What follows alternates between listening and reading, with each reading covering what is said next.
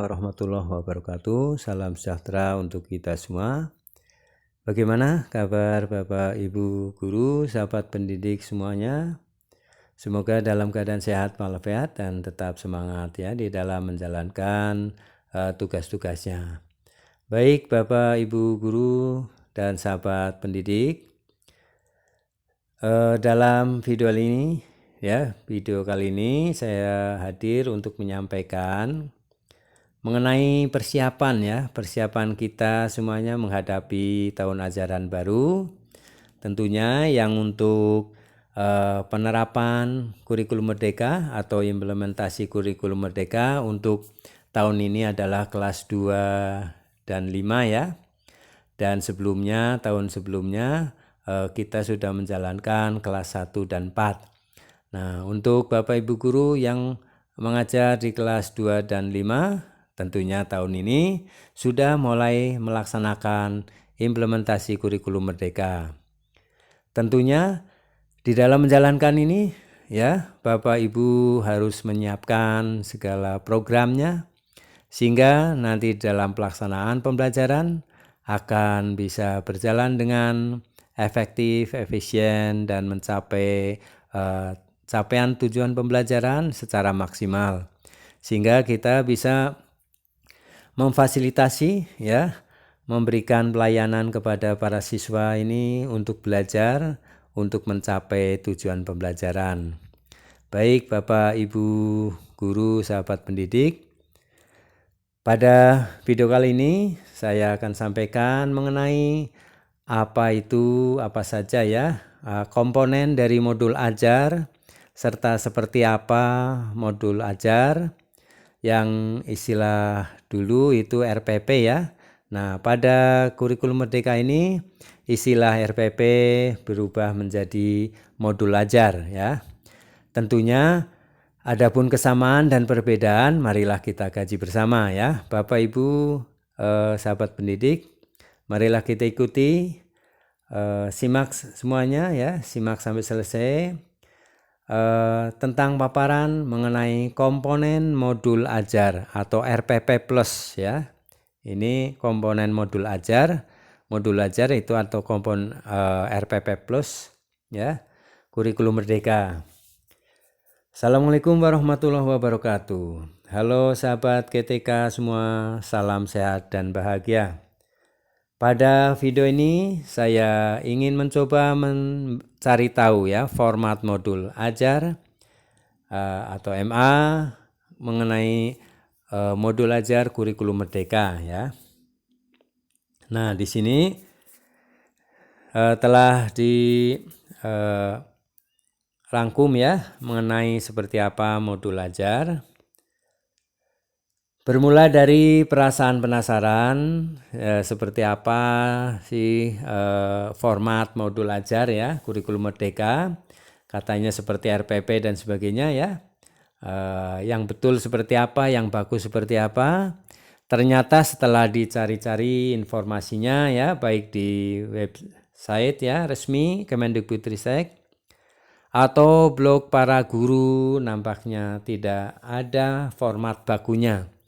Jadi modul ajar ini tidak ada standar baku yang harus diikuti ya secara formal, secara baku. Guru diberi kemerdekaan atau keleluasaan untuk membuat modul ajar. Namun tentu ada beberapa komponen yang harus ada pada modul ajar. Nah, walaupun diberikan kebebasan, tetapi ada rambu-rambunya ya. Komponen-komponen modul ajar itu apa saja yang harus ada ya sebagai prasyarat untuk program atau modul ajar. Nah, untuk itu, untuk bisa mengetahui format modul ajar yang betul, tentunya perlu mengetahui komponen yang harus ada pada modul ajar dan akan kita coba pelajari bersama pada postingan ini, pada video ini ya. Baik. Pertama A ya, konsep modul ajar kurikulum merdeka. Perlu dipahami terlebih dahulu seperti apa konsep modul ajar yang ada pada kurikulum Merdeka. Konsep modul ajar merupakan salah satu jenis perangkat ajar yang memuat rencana pelaksanaan pembelajaran ya. Jadi salah satu perangkat ajar yang memuat RPP ya, untuk membantu mengarahkan proses pembelajaran agar mencapai capaian pembelajaran atau CP. Jadi kalau di kurikulum 2013 itu KI ya, kompetensi inti. Nah, di sini CP itu menggantikan KI ya pada kurikulum 2013. Jika satuan pendidikan menggunakan modul ajar yang disediakan pemerintah, maka modul ajar tersebut dapat dipadankan dengan istilah RPP Plus ya. RPP Plus. Karena modul ajar tersebut memiliki komponen yang lebih lengkap dibandingkan dengan RPP biasa ya. Jadi bila mana menggunakan ya, satuan pendidikan itu menggunakan atau Bapak Ibu menggunakan satuan modul ajar yang disediakan oleh Kemendikbud ya, tentunya ini sama saja sedang menjalankan RPP Plus ya, karena lebih lengkap daripada RPP biasa. Jika satuan pendidikan mengembangkan modul ajar secara mandiri, maka modul ajar tersebut dapat dipadankan dengan RPP biasa ya.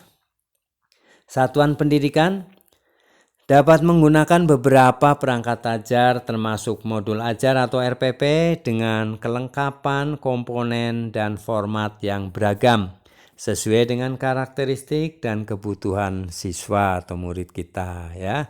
Jadi di sini Bapak Ibu guru, sahabat pendidik, modul ajar itu tidak ada keharusan ya Bapak Ibu untuk menjalankan modul ajar yang dari pemerintah ya, yang disebut dengan RPP Plus. Tetapi Bapak Ibu bisa mengembangkan diri ya secara mandiri ya seperti RPP biasa. Namun formatnya, komponennya ya bisa dikembangkan secara mandiri disesuaikan dengan karakteristik siswa ya dari Bapak Ibu. Tidak ada yang bisa menyalahkan RPP ini paling bagus atau salah atau kurang, itu tidak. Karena apa? Bapak Ibu guru sendiri yang akan menjalankan ya. Apakah sudah memenuhi syarat untuk bisa mengembangkan proses pembelajaran ya, agar siswa mencapai tujuan pembelajaran atau belum. Nah, itu disinilah peran untuk bisa melengkapi dari modul ajar ya. Jadi apa yang perencanaan itu akan terwadahkan ya, akan terhimpun di modul ajar ini. Itu adalah mengenai konsepnya ya. Modul ajar sama aja seperti RPP ya pada kurikulum 2013. Nah, untuk yang B ya, pengembangan modul ajar. Tujuan pengembangan modul ajar ini adalah penting ya, juga untuk memahami apa sih tujuan dari pengembangan modul ajar. Pengembangan modul ajar bertujuan untuk menyediakan perangkat ajar yang dapat memandu guru melaksanakan pembelajaran yang efektif ya, efisien. Dalam penggunaannya guru memiliki kemerdekaan untuk, nah di sini ya Bapak Ibu diberikan kesempatan, diberikan kebebasan untuk memilih atau memodifikasi modul ajar yang sudah disediakan pemerintah melalui PMM ya, untuk menyesuaikan dengan karakteristik murid, atau menyusun sendiri modul ajar sesuai dengan karakteristik murid ya. Nah, di channel Breno Berbagi, Bapak Ibu guru, sahabat pendidik bisa mendapatkan ya contoh modul ajar untuk semua mata pelajaran baik jenjang PAUD, SD, SMP ya. Untuk MI dan RA, MI dan MTS itu secara mata pelajaran umum bisa mengikuti ya yang dari SD, SMP, SMA, SMP ya. Nah, kriteria modul ajar itu apa saja? Kriteria yang harus dimiliki modul ajar adalah: 1. Esensial, artinya pemahaman konsep dari setiap mata pelajaran melalui pengalaman belajar dan lintas disiplin ya. 2. Menarik, bermakna dan menantang, menumbuhkan minat belajar dan melibatkan murid secara aktif dalam proses belajar. Berhubungan dengan pengetahuan dan pengalaman yang dimiliki sebelumnya sehingga tidak terlalu kompleks, namun juga tidak terlalu mudah untuk tahap usianya. Yang ketiga, ini ya, dari kriteria itu adalah relevan dan kontekstual, artinya berhubungan dengan pengetahuan dan pengalaman yang dimiliki sebelumnya. Relevan dan kontekstual. Berkesinambungan ya, keterkaitan alur kegiatan pembelajaran sesuai dengan fase belajar murid. Yang C, komponen modul ajar. Komponen intinya apa saja? Untuk bisa membuat format modul ajar, tentunya harus mengetahui komponen yang ada pada modul ajar. Modul ajar sekurang-kurangnya berisi tujuan pembelajaran, langkah-langkah pembelajaran, ya mencakup media pembelajaran yang digunakan, serta asesmen, serta informasi dan referensi belajar lainnya yang dapat membantu guru dalam melaksanakan pembelajaran. Jadi sekurang-kurangnya itu: 1. Tujuan pembelajaran harus ada. 2. Langkah pembelajaran ya, dan ketiga asesmen ya. Ada 3 poin, 3 item yang harus wajib ada di modul ajar. Komponen-komponen modul ajar bisa ditambahkan sesuai dengan mata pelajaran dan kebutuhannya. Guru di satuan pendidikan diberi kebebasan untuk mengembangkan komponen dalam modul ajar sesuai dengan konteks lingkungan dan kebutuhan belajar murid. Komponen inti modul ajar dapat diuraikan sebagai berikut. 1. Tujuan pembelajaran.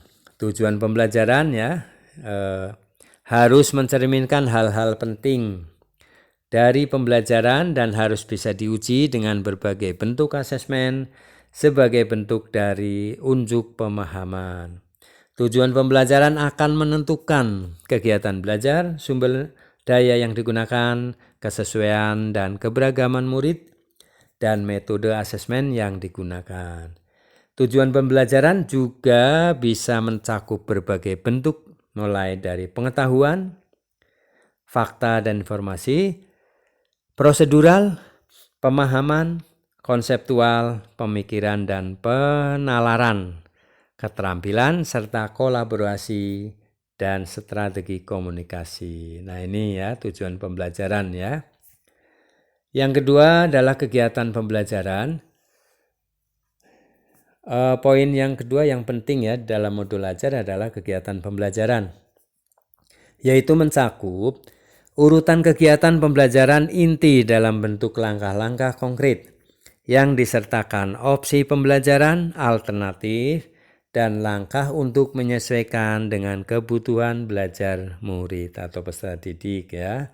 Ini adalah kegiatan pembelajarannya, yaitu langkah-langkah kegiatan pembelajaran ditulis secara berurutan sesuai dengan durasi waktu yang direncanakan dalam 3 tahap, yaitu pendahuluan, inti, dan penutup berbasis metode pembelajaran aktif. Poin yang ketiga yang harus ada adalah rencana asesmen. Rencana asesmen mencakup instrumen serta cara melakukan penilaian. Kriteria pencapaian harus ditentukan dengan jelas sesuai dengan tujuan pembelajaran yang ditetapkan. Asesmen dapat berupa asesmen formatif maupun asesmen sumatif. Namun kedua jenis asesmen itu tidak harus selalu digunakan dalam modul ajar, melainkan dapat disesuaikan tergantung pada cakupan tujuan pembelajaran dan kebutuhan murid. Dalam merencanakan asesmen, Guru perlu memahami salah satu prinsip asesmen dalam kurikulum Merdeka adalah mendorong penggunaan berbagai bentuk asesmen, bukan hanya tes tertulis. Hal ini dilakukan agar pembelajaran bisa lebih terfokus pada kegiatan bermakna, serta informasi atau umpan balik dari asesmen tentang kemampuan murid juga menjadi lebih kaya dan bermanfaat dalam proses perancangan pembelajaran berikutnya. Nah, tadi ya 3 inti yang harus ada dalam modul ajar. Nah, sekarang komponen modul ajar yang lengkap ya, atau disebut RPP plus ya, atau modul ajar yang lengkap seperti apa. Nah, setelah kita semua mengetahui komponen inti ya, ada 3 tadi ya, pada modul ajar, mari kita simak komponen modul ajar yang lengkap atau disebut juga RPP plus ya. Nah, modul ajar ini terdiri dari alur pembelajaran, ya, capaian pembelajaran dan profil belajar Pancasila. Nah, ini kelengkapannya adalah alur tujuan pembelajaran, capaian pembelajaran, dan profil belajar Pancasila. Mari kita pahami ya konsep tersebut satu persatu. Modul ajar adalah sejumlah alat atau sarana media metode petunjuk dan pedoman yang dirancang secara sistematis dan menarik. Modul ajar merupakan implementasi dari alur tujuan pembelajaran yang dikembangkan dari capaian pembelajaran dengan profil belajar Pancasila sebagai sasaran. Modul ajar disusun sesuai dengan fase atau tahap perkembangan peserta didik, mempertimbangkan apa yang akan dipelajari dengan tujuan pembelajaran dan berbasis perkembangan jangka panjang. Guru perlu memahami konsep mengenai modul ajar agar proses pembelajaran lebih menarik dan bermakna. Adapun komponen ya, komponen modul ajar yang lengkap. Pertama, komponen modul ajar informasi umum ya, ada identifikasi sekolah ya, ada ini ya, kompetensi awal, profil belajar Pancasila, sarana dan prasarana, target peserta didik, serta materi pembelajaran ya yang digunakan apa. Nah, ini adalah komponen modul ajar dari informasi umum. Nah, komponen intinya apa saja yang ada dalam modul ajar yang lengkap? Tujuan pembelajaran ya, di intinya adalah tujuan pembelajaran, pemahaman bermakna, pertanyaan pemantik, ada kesiapan pembelajaran ya, ada kegiatan pembelajaran ya, persiapan kegiatan, asesmen, pengayaan dan remedial, serta refleksi peserta didik dan guru ya. Ini adalah intinya. Nah, pada lampiran di dalam modul ajar yang lengkap, pada lampiran itu dilampirkan lembar kerja peserta didik, buku ya, buku belajar untuk guru dan peserta didik ya, buku pedomannya, serta glosarium dan daftar pustaka ya. Tentunya ini perlu disertakan. Inilah ya, ini komponen modul ajar yang lengkap atau RPP plus ya. Nah, ada 3, informasi umum, komponen inti, dan lampiran ya. Di dalamnya sudah mencakup terperinci. Baik, keterangan.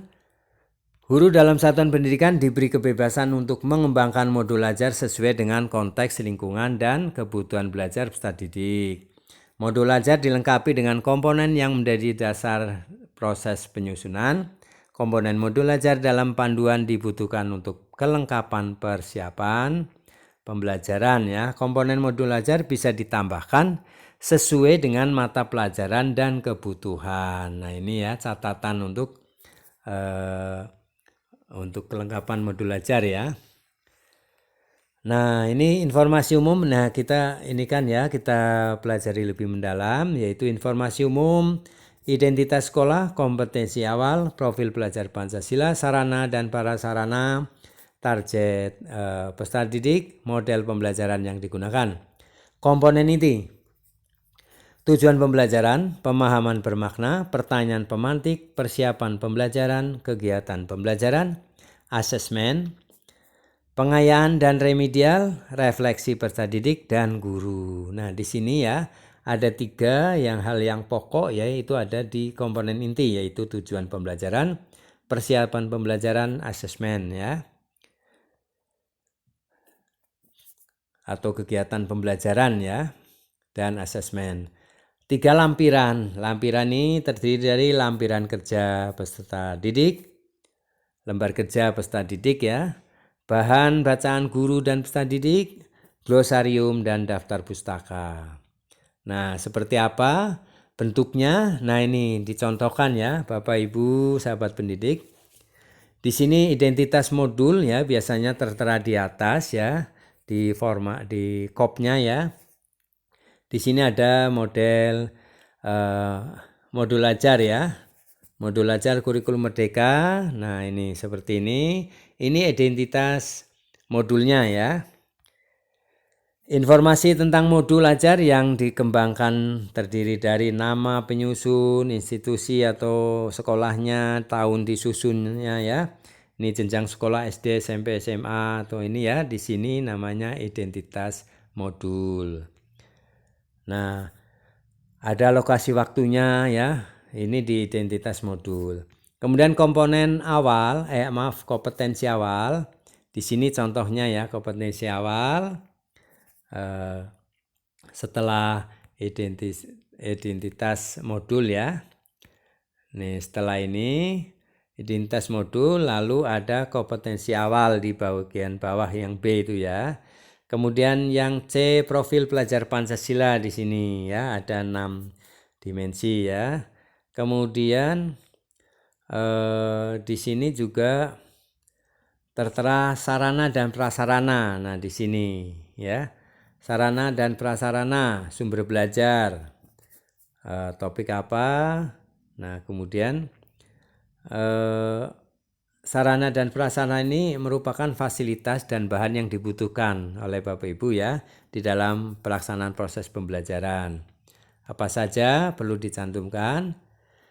Nah, target peserta didik. Nah, target peserta didik ini ada berapa jumlahnya ya. Kemudian peserta didik yang menjadi target yaitu tipikalnya umum ya, ada kesulitan apa ini. Nah, ini hubungannya dengan asesmen di awal ya, untuk mengetahui untuk mengidentifikasi siswa-siswa ya, seberapa jauh siswa yang belum bisa baca misalnya ya, dan apa saja yang belum tercapai di kelas sebelumnya ya, di sini diidentifikasi. Kemudian model pembelajaran di sini. Di dalam model pembelajaran, di sini model pembelajaran merupakan kerangka ya pembelajaran yang memberikan gambaran sistematis pelaksanaan pembelajaran. Model pembelajaran bisa berupa model pembelajaran tatap muka, pembelajaran jarak jauh, dan PJJ daring ya. Kalau Bapak Ibu ya, sahabat pendidik, untuk saat ini sudah berlalu ya, untuk masa pandemi ya. Sekarang sudah mulai normal sehingga bisa langsung ya, atau luring. Nah, untuk tujuan pembelajaran di sini ya, sudah ada tujuan pembelajaran di kompetensi inti ya. Nah, tujuan pembelajaran harus mencerminkan hal-hal sebagai berikut ya, harus bisa diuji sebagai bentuk asesmen ya. Tujuan pembelajaran menentukan kegiatan belajar, sumber daya yang digunakan. Tujuan pembelajaran bisa berupa pengetahuan yang berupa fakta dan informasi, dan juga prosedural, pemahaman konseptual, pemikiran, penalaran, keterampilan, dan kolaboratif, dan strategi komunikasi. Kemudian pemahaman bermakna di sini ya. Ada pemahaman bermakna. Artinya apa? Informasi tentang manfaat yang akan peserta didik peroleh. Jadi Bapak Ibu di dalam menyusun modul ajar, tentukan pemahaman bermakna itu apa yang akan diperoleh ya dari proses pembelajaran itu. Nanti siswa akan mendapatkan apa yang bermakna, manfaat apa yang akan didapat ya, itu ditentukan. Nantinya peserta didik diterapkan dalam kehidupan sehari-hari. Jadi pemahaman bermakna ini apa yang diharapkan oleh Bapak Ibu sehingga ini bisa bermakna di dalam kehidupan sehari-hari. Contohnya ya, kalimat pemahaman bermakna. Manusia berorganisasi untuk memecahkan masalah dan mencapai suatu tujuan. Makhluk hidup beradaptasi dengan perubahan habitat. Nah ini pertanyaan pemantik ya yang C ini. Pertanyaan pemantik artinya pertanyaan yang dibuat oleh guru untuk menumbuhkan rasa ingin tahu dan kemampuan berpikir kritis dalam diri siswa. Pertanyaan pemantik memandu siswa untuk memperoleh pemahaman bermakna sesuai dengan tujuan pembelajaran. Jadi pemancing ya, pemantik itu yang menggali ya. Contohnya pada pembelajaran menulis cerpen ya, guru dapat mendorong pertanyaan pemantik sebagai berikut. Apa yang membuat sebuah cerpen menarik untuk dibaca? Nah ini akan mencarikan jawaban ya, dan sebagai pemancing ya untuk siswa itu akan semangat. Jika kamu diminta untuk membuat akhir cerita yang berbeda, apa yang akan kamu usulkan? Nah ini pertanyaan pemantiknya. Kemudian kegiatan pembelajaran ya, seperti RPP sebelumnya ya, yaitu kegiatan itu bentuknya langkah-langkah ya. Langkah-langkah pembelajaran yang dituangkan secara konkret. Disertakan opsi pembelajaran alternatif, langkah untuk menyesuaikan dengan kebutuhan belajar siswa. Nah, asesmen digunakan untuk mengukur ya capaian pembelajaran di akhir kegiatan. Kriteria pencapaian harus ditentukan dengan jelas sesuai dengan tujuan pembelajaran yang ditetapkan. Jenis asesmen, ini asesmen sebelum pembelajaran, namanya diagnostik ya. Jadi asesmen sebelum pembelajaran atau diagnostik ini bertujuan untuk mendapatkan informasi ya mengenai kemampuan siswa ya, yang akan kita iringi ya, kita ajak untuk kegiatan proses pembelajaran, tetapi guru atau sahabat pendidik sudah tahu dulu ya apa saja ya kemampuan-kemampuan potensi yang ada dimiliki oleh siswa. Nah, yang kedua adalah asesmen selama proses pembelajaran atau formatif. Nah, asesmen ini Bapak Ibu ya sahabat pendidik,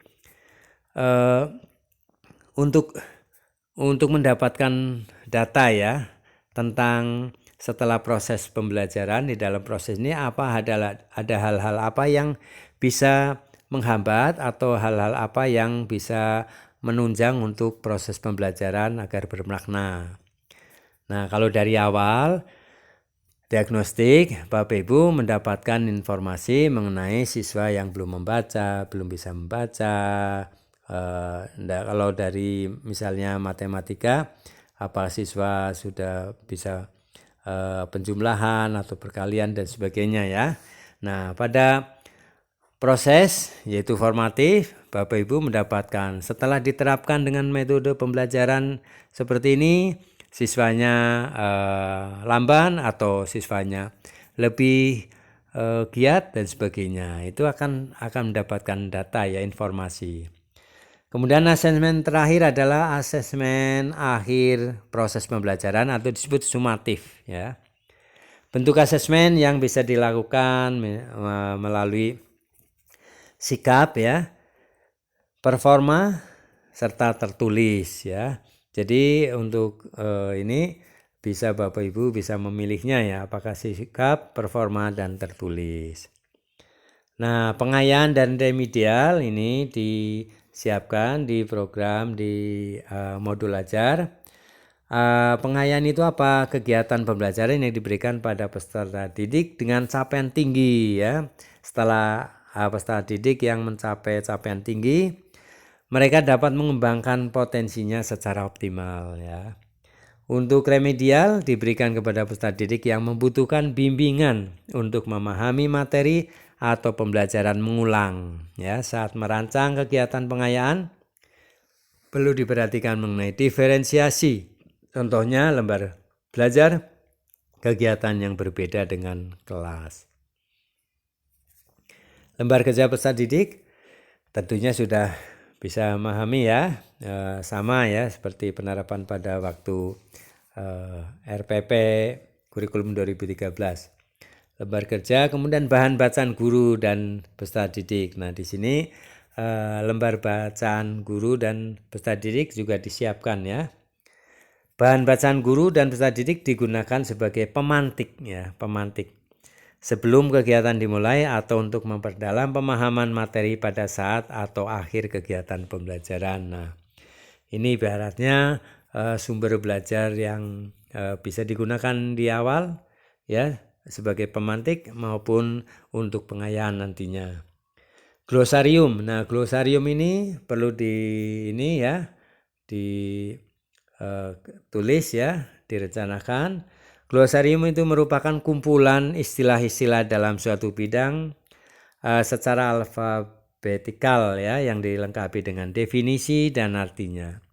Artinya Bapak Ibu ya mencantumkan glosarium ini istilah-istilah yang dalam bidang tertentu ya, misalnya ada yang kata-kata yang sulit ya, atau kata-kata yang baru ya, istilah asing yang ada artinya ya, diartikan ini sebagai glosarium.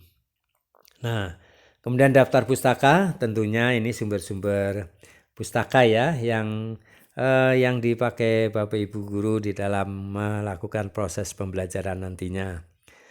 Ini berisi ya mengenai sumber-sumber referensi yang digunakan dalam pengembangan modul ajar.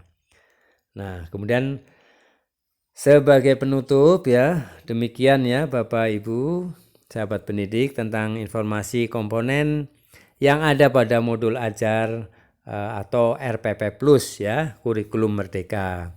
Semoga bisa menambah pemahaman kita semuanya ya, sehingga dapat membuat format modul ajar sesuai ketentuan yang ada, serta lebih penting adalah bisa disesuaikan dengan kondisi sekolah masing-masing Bapak Ibu ya, yang bisa diterapkan oleh Bapak Ibu semuanya. Bukan yang bagus atau lengkap tetapi tidak bisa diterapkan. Intinya adalah Bapak Ibu bisa menggunakan modul ajar yang sudah dicontohkan oleh Kemendikbudristek maupun Bapak Ibu bisa mengembangkan sendiri ya. Tentunya ini sesuaikan sendiri. Yang utama adalah lakukan, laksanakan, bukan hanya administrasi yang di uber-uber ibaratnya atau administrasi yang dipentingkan tetapi pelaksananya biasa-biasa saja. Nah, ini tentu tidak diharapkan ya. Adanya perubahan kurikulum merdeka ini ya adalah sebagai perubahan untuk peningkatan kualitas belajar siswa yang bermakna. Terima kasih, semoga paparan mengenai komponen kurikulum komponen modul ajar ya kurikulum merdeka ini dapat bermanfaat bagi Bapak Ibu dan sahabat pendidik untuk kesiapan ya di dalam implementasi kurikulum merdeka di tahun ajaran baru nanti ya di 2023-2024. Selamat melaksanakan IKM dan semoga sukses selalu. Jangan lupa subscribe, like, isi komentarnya, dan aktifkan notifikasinya untuk mendapatkan video-video terbaru. Sampai jumpa kembali. Salam sukses pendidikan Indonesia. Terima kasih. Assalamualaikum warahmatullahi wabarakatuh.